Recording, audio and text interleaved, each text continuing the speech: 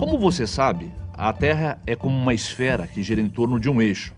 A intersecção desse eixo com a superfície são os polos, Polo Norte e Polo Sul.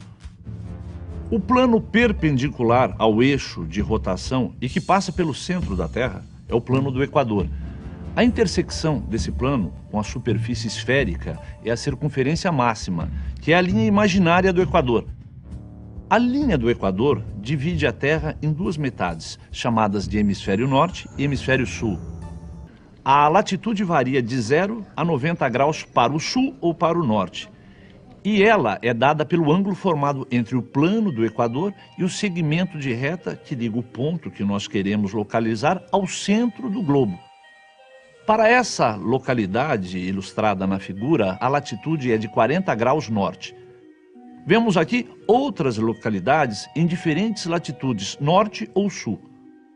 Cada latitude determina uma circunferência ao redor da Terra, chamada de paralelo. Repare que um paralelo pode ser visto como a intersecção da esfera, que representa a superfície da Terra, com um cone cujo vértice está no centro da Terra. O Equador é o maior de todos os paralelos, e quanto mais perto nós vamos chegando dos polos, menores os paralelos vão ficando. Vamos começar a falar agora das longitudes da Terra. Elas variam de 0 a 180 graus para leste ou para oeste. E essas semicircunferências que ligam os dois polos terrestres são chamados de meridianos. Eles são semicircunferências obtidas pela intersecção da superfície da esfera terrestre com semiplanos que têm como bordo o eixo de rotação da Terra. A longitude de um ponto, medida em graus, é definida pelo ângulo entre o meridiano que passa por esse ponto e o meridiano zero. Bom, a gente já viu que o paralelo de grau zero é a linha do Equador. E onde fica o meridiano zero?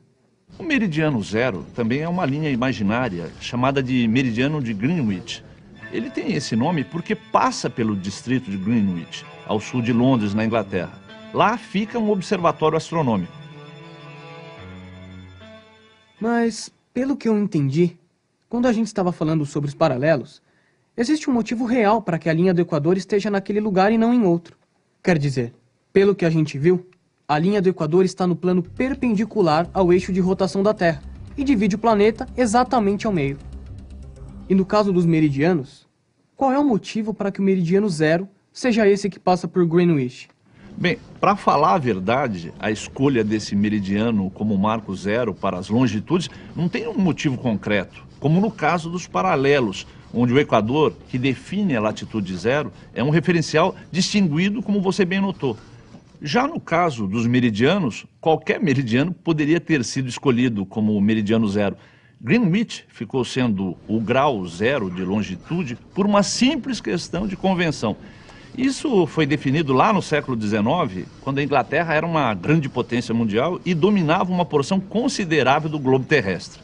E é a partir do cruzamento de um paralelo com um meridiano que nós podemos localizar com precisão qualquer ponto na superfície da Terra. E justamente por serem únicas para cada ponto, essas coordenadas geográficas são as utilizadas em aparelhos de localização, como o GPS, e permite fazer cálculos sobre distâncias e áreas.